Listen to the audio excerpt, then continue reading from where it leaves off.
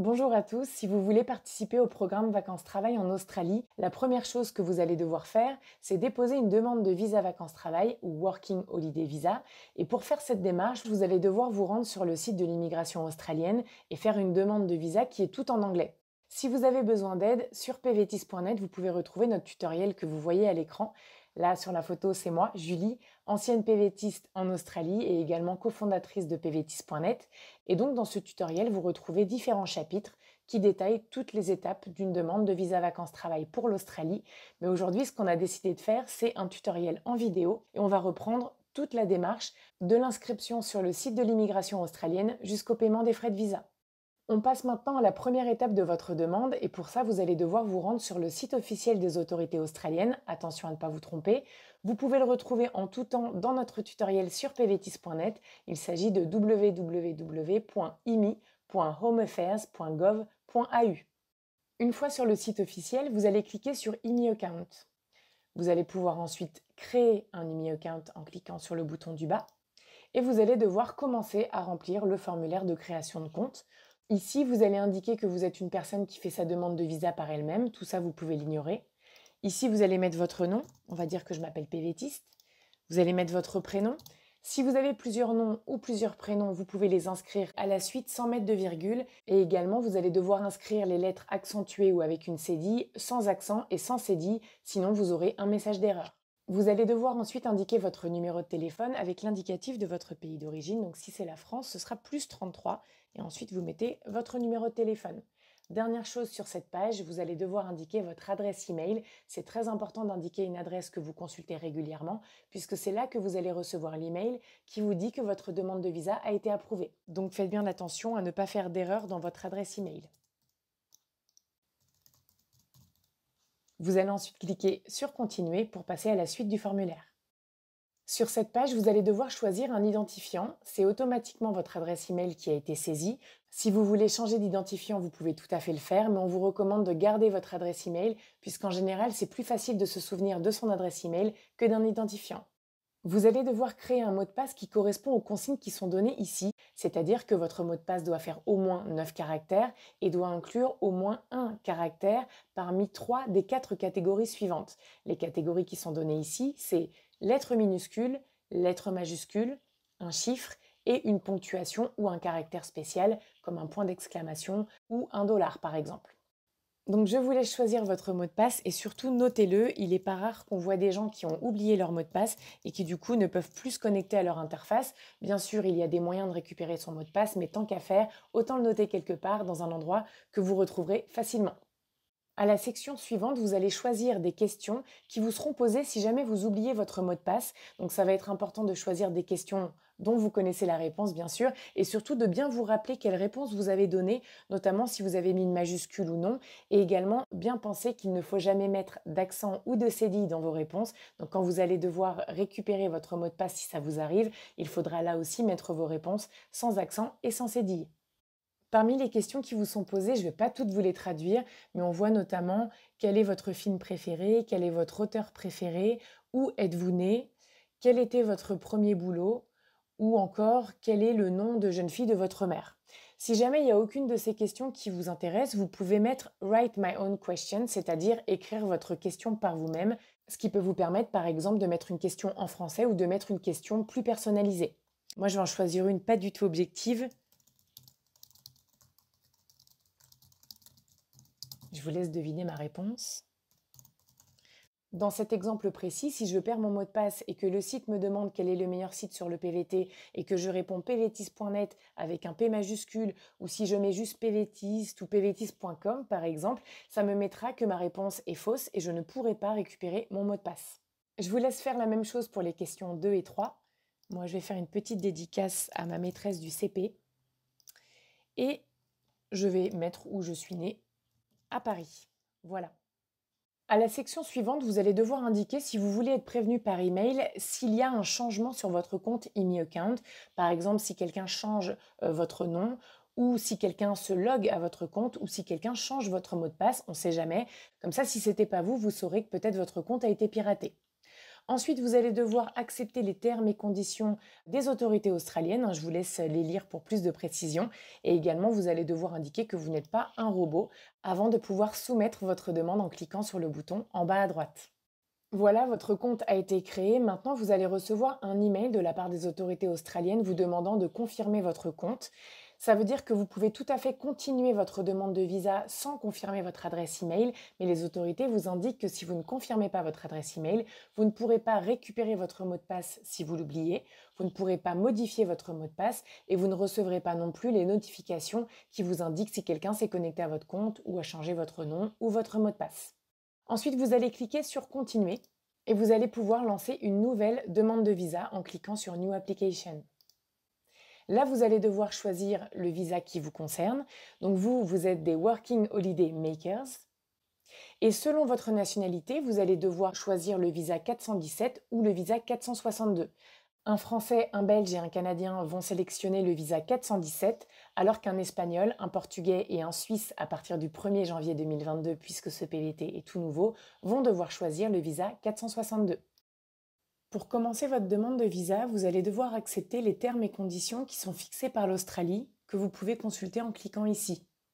Une fois que c'est fait, vous cochez cette case et vous cliquez sur Next.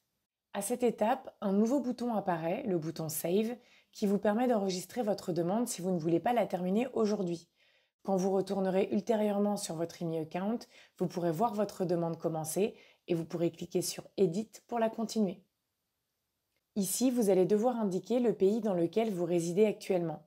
Si ce n'est pas votre pays d'origine, c'est pas gênant puisque l'Australie vous autorise à faire une demande de visa vacances-travail depuis n'importe quel pays dans le monde, sauf l'Australie. Donc là, on va dire que vous résidez en France et vous allez devoir indiquer votre statut: citoyen, résident permanent, visiteur, étudiant, en visa de travail, sans statut légal ou autre. Donc si vous êtes en France et que vous êtes français, vous allez sélectionner Citizen. Ensuite, on vous demande si vous allez être accompagné d'un enfant à charge pendant votre séjour en Australie. Pour rappel, dans le cadre du PVT en Australie, vous n'avez pas le droit de partir avec un enfant à charge, donc si vous cochez Yes, vous obtiendrez un message d'erreur quand vous allez valider cette page. Ensuite, on vous demande si vous avez déjà obtenu par le passé un Work and Holiday Visa, c'est-à-dire un visa numéro 462. Si vous êtes déjà parti en Australie avec un Work and Holiday Visa et que vous répondez oui à cette question, vous obtiendrez là aussi un message d'erreur quand vous allez valider la page puisque vous n'êtes plus éligible au PVT. La question suivante, elle concerne ceux qui ont obtenu un visa vacances-travail pour l'Australie en 2019 ou début 2020 et qui n'ont pas pu partir valider leur visa à cause de la pandémie ou qui ont pu partir en Australie mais qui ont dû rentrer prématurément, là aussi à cause de la pandémie. Ces PVTistes, ils ont la possibilité, d'ici le 31 décembre 2022, de demander un nouveau visa vacances-travail pour l'Australie sans avoir à repayer les frais de visa. Ceux qui, en revanche, ont atteint l'âge limite du PVT Australie ne peuvent pas demander un nouveau visa sans frais, mais ils peuvent demander un remboursement de leurs frais de visa. Pour retrouver plus d'informations sur les nouvelles demandes de visa sans frais ou sur les remboursements de frais de visa, vous pouvez consulter l'article qu'on vous met en légende. Si vous êtes éligible à une nouvelle demande de visa sans frais, vous allez répondre oui et une nouvelle question va apparaître.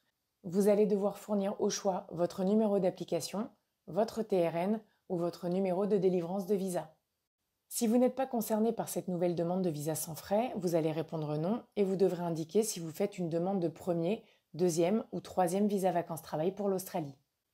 Ici, on va partir du principe que vous faites une première demande de visa. À la question suivante, on vous demande si vous avez déjà obtenu un visa vacances-travail pour l'Australie et si vous êtes déjà parti en Australie avec ce visa vacances-travail.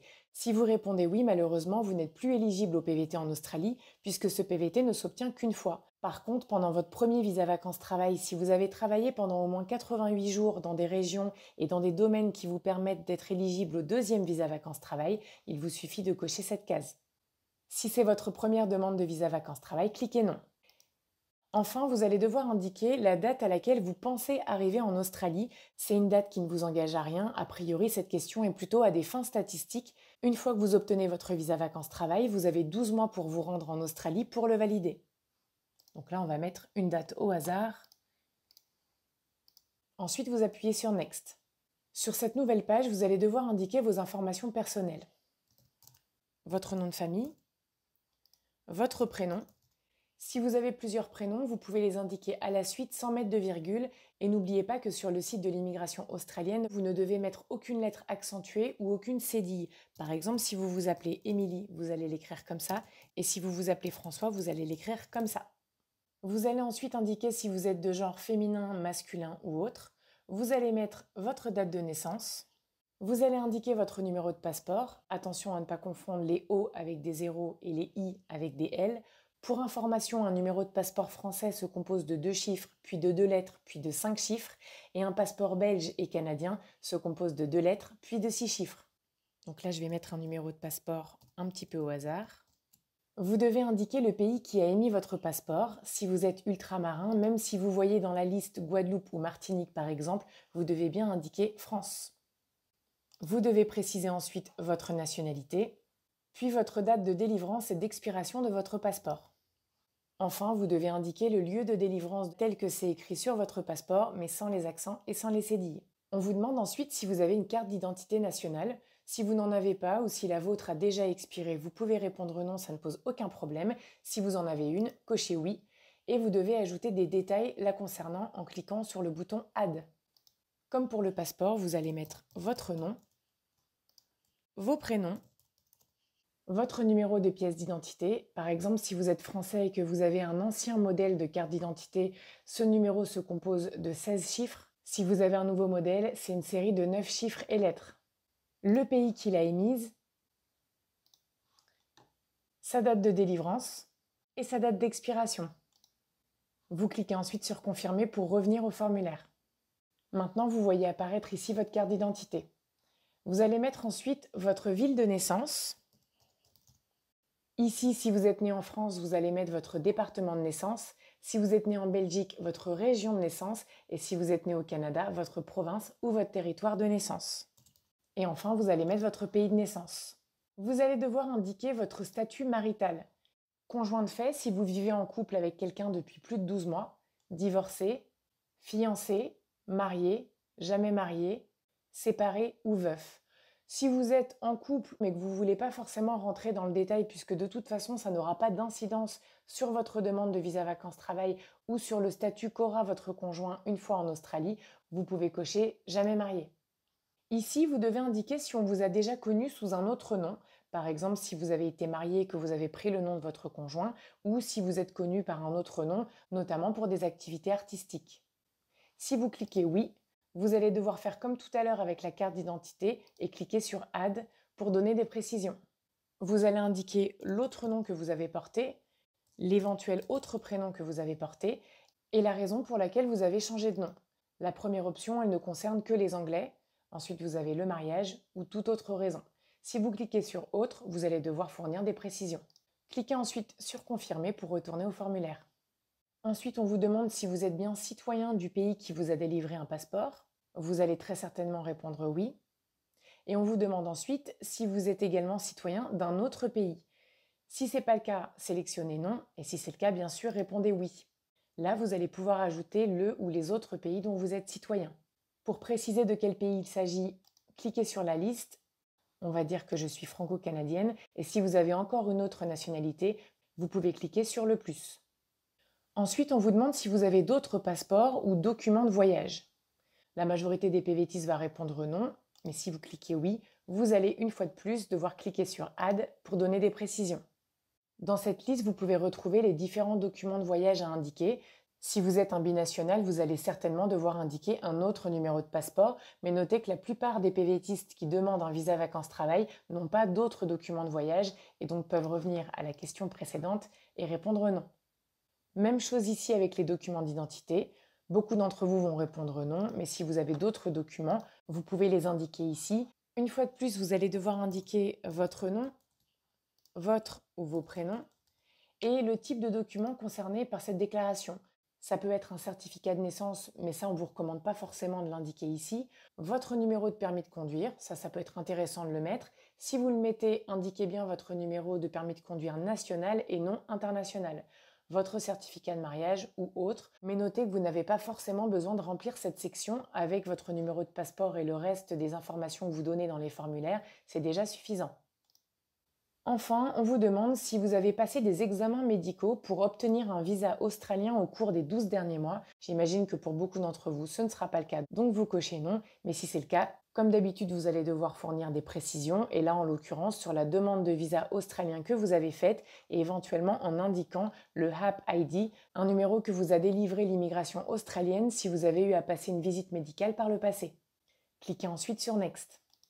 Vous voyez alors un message d'alerte qui attire votre attention sur le fait que dans la section Passport Details, vous devez bien avoir fourni vos informations liées à votre passeport et non à une autre pièce d'identité comme une carte d'identité nationale par exemple. Si c'est bien le cas, cliquez sur Confirmer. À cette étape, vous devez vérifier que plusieurs des informations que vous avez données précédemment sont correctes. Votre nom, votre prénom, votre genre, votre date de naissance, votre pays de naissance, votre numéro de passeport et le pays qui a émis votre passeport. Si les informations sont correctes, vous devez cliquer sur Yes et ensuite cliquer sur Next. Si après vérification, ces informations sont incorrectes, vous pouvez revenir en arrière en cliquant sur ce bouton pour les corriger. C'est aussi à cette étape que ce numéro apparaît. Vous l'avez sans doute vu plus tôt dans ce tutoriel vidéo, tout simplement parce que j'avais déjà avancé ma demande et que je suis revenue en arrière pour tout vous expliquer, mais c'est vraiment à cette étape que vous allez voir ce numéro. Ce numéro, c'est important que vous le notiez quelque part ou que vous l'envoyiez par email, puisqu'on pourrait vous le demander ultérieurement, notamment pour vérifier le statut de votre demande de visa vacances-travail. On passe à la suite du formulaire. Avant de détailler cette 5e page du formulaire, je voudrais faire quelques précisions pour les personnes qui font une nouvelle demande de visa sans frais. Si vous n'y êtes finalement pas éligible, soit parce que vous avez quitté l'Australie avant le début de la pandémie, soit parce qu'entre-temps vous avez dépassé l'âge limite du PVT Australie, vous allez obtenir l'un de ces deux messages d'erreur et vous n'allez pas pouvoir aller au bout de cette demande de visa sans frais. Si par contre vous y êtes éligible, vous allez revenir sur le même formulaire que les autres candidats qui demandent leur premier visa vacances-travail et vous allez devoir indiquer votre pays de résidence habituel. Par exemple, si vous êtes actuellement en vacances pendant quelques semaines à l'étranger, vous allez bien indiquer votre pays d'origine. Si vous vivez depuis plusieurs mois ou plusieurs années dans un autre pays que votre pays d'origine, par exemple parce que vous êtes en PVT, en statut d'expatrié ou en train de faire des études, vous pouvez indiquer le pays dans lequel vous vivez actuellement. À la question suivante, vous allez devoir indiquer le bureau du gouvernement australien le plus proche de vous actuellement pour le cas où l'Australie vous convoquerait pour un entretien. Notez que dans le cadre du visa vacances-travail, ça n'arrive jamais. Donc même si vous avez un bureau qui n'est pas spécialement près de là où vous vous trouvez actuellement, il ne faut pas que ça vous inquiète. Si vous résidez en France ou en Belgique, notez qu'il n'y a pas de bureau du gouvernement australien dans ces deux pays. Donc généralement, les PVTistes sélectionnent Londres. Ensuite, vous allez devoir indiquer votre adresse de résidence et vous allez devoir indiquer si cette adresse est la même que votre adresse postale. C'est assez rare que les autorités australiennes vous envoient des courriers, mais ça peut arriver, donc dans le doute, c'est toujours mieux d'indiquer oui si c'est bien votre adresse postale, et si c'est pas le cas, cliquez sur non pour indiquer votre adresse postale. Enfin, on vous demande vos numéros de téléphone, de la maison si vous en avez un, professionnel si vous en avez un, sinon mobile, et il est précisé que vous devez indiquer votre numéro de téléphone sans espace. Les Français doivent mettre l'indicatif 33 suivi de leur numéro de téléphone sans le premier zéro. Les Belges doivent mettre l'indicatif 32 suivi de leur numéro de téléphone sans le premier zéro. Et les Canadiens doivent mettre l'indicatif 1 suivi de l'intégralité de leur numéro de téléphone. L'adresse email que vous avez fournie pour vous inscrire sur le site de l'immigration australienne apparaît ici. Si elle est correcte, cliquez sur Next et si elle est fausse, changez-la. Sur cette page, les autorités australiennes vous demandent si vous donnez l'autorisation à une tierce personne pour faire votre demande de visa à votre place.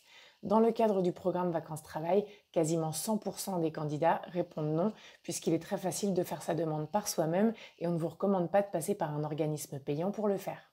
Vous voyez alors apparaître l'adresse email que vous avez donnée au moment de votre inscription sur le site des autorités australiennes. C'est à cette adresse email que les autorités australiennes vous contacteront s'ils ont besoin de le faire.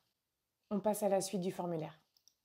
Ici, vous allez devoir préciser l'emploi que vous occupez actuellement et vous allez devoir l'indiquer en anglais. Si vous ne travaillez pas actuellement, ça ne pose aucun problème, vous allez pouvoir indiquer unemployed. On vous demande ensuite si vous avez l'intention de travailler pendant votre séjour en Australie. Vous pouvez tout à fait répondre non si ce n'est pas votre projet, mais vous pouvez tout à fait répondre oui, bien sûr, puisque dans le cadre du PVT, vous avez le droit de travailler en Australie. Dans ce cas-là, l'Australie vous demande d'indiquer dans quel domaine vous avez l'intention de trouver du travail. Il est possible que vous ayez l'intention de travailler dans beaucoup de domaines différents. Vous pouvez en indiquer un seul et noter que ça ne vous engage à rien. Si vous ne travaillez pas du tout dans ce domaine-là pendant votre PVT en Australie, c'est pas du tout problématique. Ici, on va indiquer un domaine dans lequel beaucoup de PVTistes travaillent, c'est-à-dire l'agriculture. Enfin, vous allez devoir préciser votre plus haut niveau d'études, c'est pas votre plus haut diplôme. Par exemple, si vous avez étudié mais que vous n'avez pas eu le diplôme à la fin de vos études, vous pouvez quand même indiquer ces études-là. Dans la liste qui vous est donnée dans le formulaire, vous ne voyez que des diplômes australiens. Si vous consultez notre tutoriel sur pvtis.net, vous verrez qu'on vous a mis plusieurs équivalences. Ça vous permettra de retrouver le niveau d'études le plus haut qui correspond à ce que vous avez étudié. Notez dans tous les cas, que ce soit pour la question de l'emploi ou du niveau d'études, que ça n'entre pas du tout en considération dans le traitement de votre demande de visa vacances-travail. C'est plutôt des questions qui sont posées à des fins statistiques. Donc au final, si vous ne mettez pas tout à fait le bon niveau d'études, ça ne posera pas du tout de problème. On clique ensuite sur Next. On passe maintenant aux questions qui concernent votre santé. À la première question, l'Australie vous demande si vous avez déjà vécu ou voyagé en dehors de votre pays de passeport plus de 3 mois consécutifs. Si c'est le cas, même si ce n'était pas 3 mois consécutifs dans le même pays, mais dans plusieurs pays par exemple, vous devez l'indiquer en cochant oui. À noter que vous ne devez pas inclure ici le temps que vous avez passé en Australie. Si vous répondez oui à cette question, vous allez devoir cliquer sur Add pour donner des précisions sur les pays dans lesquels vous avez passé du temps. À la première ligne, vous allez simplement sélectionner votre nom et votre prénom. Vous allez mettre le pays dans lequel vous avez voyagé. On va mettre par exemple le Brésil. Les dates auxquelles vous avez voyagé dans ce pays. Et je vais cliquer sur Confirme. Si pendant ce séjour ou l'un de vos séjours de plus de 3 mois à l'étranger, vous avez vécu dans plusieurs pays, vous pouvez cliquer autant de fois que nécessaire sur le bouton Add pour rajouter des pays à cette liste. Si vous vous êtes trompé pendant votre saisie, vous pouvez tout à fait modifier ou supprimer l'une des lignes que vous avez ajoutées. En fonction des pays dans lesquels vous avez vécu, il est possible que vous ayez à passer des examens médicaux à cause de ce séjour dans le pays en question. Si vous allez sur le site de l'immigration australienne et que vous voyez les pays dans lesquels vous avez voyagé dans cette liste, c'est bon, vous n'aurez pas besoin de passer des examens de santé. Pour que vous puissiez retrouver la liste des pays pour lesquels c'est pas nécessaire de passer un examen médical, je vais vous mettre le lien en légende. À la question suivante, on vous demande si vous avez l'intention de vous rendre dans un hôpital ou dans un établissement de soins de santé, y compris une maison de retraite, pendant votre séjour en Australie. Si vous répondez oui, vous allez devoir indiquer la raison de votre venue pour donner naissance, pour vous former, pour recevoir un traitement, pour rendre visite à quelqu'un ou pour y travailler. Vous devrez alors donner ici des précisions. Cliquez ensuite sur Confirmer pour retourner au formulaire. Ensuite, on vous demande si vous comptez travailler ou étudier pour devenir médecin, dentiste, infirmier ou ambulancier pendant votre séjour en Australie. Là aussi, si vous répondez oui, vous devrez donner des précisions. Ensuite, on vous demande si vous comptez travailler ou vous former dans un centre de la petite enfance, incluant les maternelles et les crèches, pendant votre séjour en Australie. Une fois de plus, si vous répondez oui, vous devrez donner des précisions. À la question suivante, on vous demande si vous comptez passer plus de 3 mois dans une salle de classe en tant qu'étudiant, que professeur ou qu'auditeur libre. Si vous prévoyez par exemple de prendre des cours d'anglais pendant plus de 3 mois, vous devez répondre oui. À noter qu'en Australie, dans le cadre du programme Vacances-Travail, vous n'avez le droit de suivre des cours que pendant 4 mois maximum, soit 17 semaines. Si vous répondez oui, une fois de plus, vous allez devoir fournir des précisions. Les 3 dernières questions qui sont posées sur cette page concernent directement votre santé. À la première question, on vous demande: est-ce que vous avez déjà eu ou avez actuellement la tuberculose? Avez-vous déjà été en contact proche avec des membres de votre famille qui souffrent de la tuberculose? Ou avez-vous déjà fait une radio des poumons qui montrait quelque chose d'anormal? Si vous répondez oui à cette question, vous serez sans doute amené à passer des examens médicaux.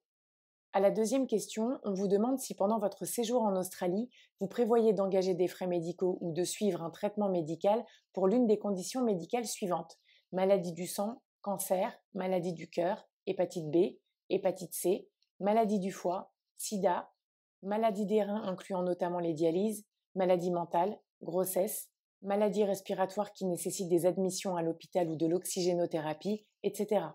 Si vous répondez oui à cette question, vous allez devoir préciser votre condition médicale et donner des détails sur votre maladie. Enfin, la troisième question vous demande si vous avez des besoins en termes de mobilité ou si vous avez besoin de soins liés à votre condition médicale. Si vous répondez oui à l'une de ces 3 questions, ça ne veut pas dire que votre demande va automatiquement être refusée. Les autorités australiennes traitent chaque demande individuellement et il nous est souvent arrivé sur pvtis.net de voir des PVTistes avec des problèmes médicaux obtenir leur visa vacances-travail.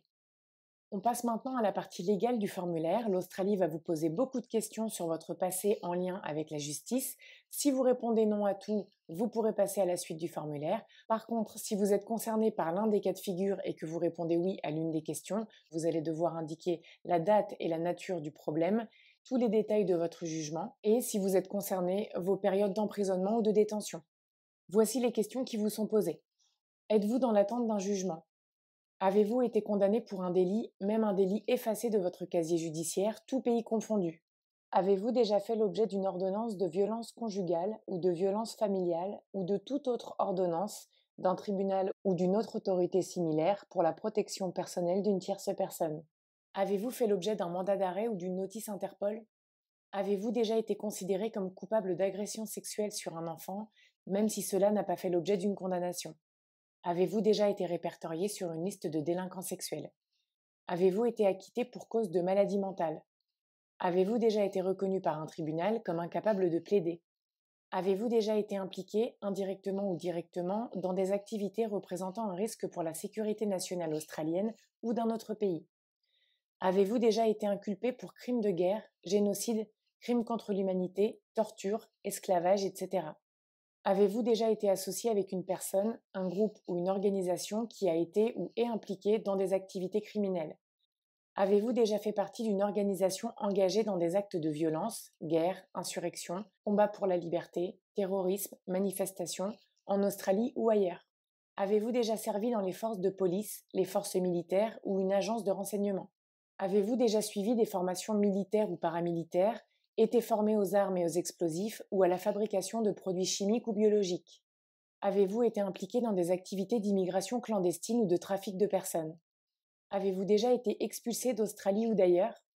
Êtes-vous déjà resté dans un pays étranger après l'expiration de votre visa? Avez-vous des dettes auprès du gouvernement australien ou de n'importe quelle autorité publique en Australie? Si vous avez répondu à l'une de ces questions parce que vous avez eu des soucis avec la justice, je vous invite à consulter le chapitre 7 de notre tutoriel dédié à la demande de visa vacances-travail pour l'Australie sur pvtis.net. Si vous avez travaillé ou si vous travaillez actuellement comme militaire, il y a 2 discussions sur notre forum qui pourraient vous intéresser et je vais vous les ajouter dans la légende. Cliquez sur Next pour passer à la suite du formulaire. Sur cette page, vous allez devoir attester que vous avez bien compris vos droits et vos devoirs dans le cadre du programme Vacances-Travail en Australie. Donc logiquement, vous allez répondre oui aux 5 questions qui vous sont posées. En répondant positivement, vous déclarez comprendre que vous devez respecter les conditions de votre visa, comprendre que vous n'avez pas le droit d'être employé en Australie par un même employeur pendant plus de 6 mois sans demander l'autorisation de le faire. En réalité, il existe des exceptions à cette règle et on vous en parle sur pvtis.net dans l'article que je vous ajoute à la légende. Vous déclarez également comprendre que votre visa ne vous permet pas d'étudier ou de suivre une formation en Australie pendant plus de 4 mois. Vous attestez que vous aurez suffisamment d'économies pour financer le début de votre séjour. Ces économies, elles sont fixées à 5 000 $ australiens et que vous aurez en plus de quoi vous payer ultérieurement un billet d'avion qui vous fait quitter l'Australie. Enfin, vous déclarez comprendre que dans le cadre de votre PVT en Australie, le fait de travailler doit être ponctuel pour subvenir à vos besoins et ne doit pas être le but principal de votre séjour. On passe à la suite. À cette dernière étape, vous allez devoir accepter les déclarations qui sont listées par l'Australie en répondant oui à chaque fois. Je déclare avoir lu et compris toutes les informations données dans la demande. Toutes les informations fournies dans ce formulaire et les documents soumis sont complets et corrects. Je comprends que toute fausse information ou tout faux document fourni dans le cadre de ma demande peut donner lieu à un refus de visa et que ma famille et moi pourrions être interdits de visa australien pendant une période précise. Je comprends qu'en cas d'information ou de document frauduleux découvert une fois le visa délivré, mon visa peut être annulé. Je comprends que si cette demande de visa est acceptée, toute personne qui n'est pas incluse dans cette demande n'aura pas automatiquement le droit d'entrer en Australie. Ce qui veut dire que si vous voulez partir en Australie en couple et que votre conjoint n'est pas éligible au programme vacances-travail, vous ne pouvez pas le rattacher à votre visa. Je m'engage à informer l'immigration australienne par écrit de tout changement de circonstances, y compris un changement d'adresse, ou de tout changement d'information fourni dans le cadre de ma demande pendant la période d'étude de ma demande. J'ai lu les informations contenues dans la Privacy Notice. Je comprends que le ministère peut collecter, utiliser et divulguer les informations personnelles que j'ai fournies, comme indiqué dans la Privacy Notice. Je donne mon consentement à la collecte de mes empreintes digitales et d'une photo biométrique si nécessaire. Je comprends que si je fournis mes empreintes digitales et une photo biométrique, ces données pourraient être fournies aux forces de l'ordre pour m'identifier et déterminer mon éligibilité pour une demande de visa ou pour des questions de maintien de l'ordre. J'accepte que les services des forces de l'ordre puissent fournir des informations en matière de biométrie ou de criminalité au ministère de l'Immigration australien pour l'aider à identifier un demandeur de visa et déterminer son éligibilité à un visa. J'accepte que le ministère de l'Immigration utilise mes données biométriques, mes données biographiques et les informations relatives à la criminalité aux fins du Migration Act de 1958 et du Citizenship Act de 2007.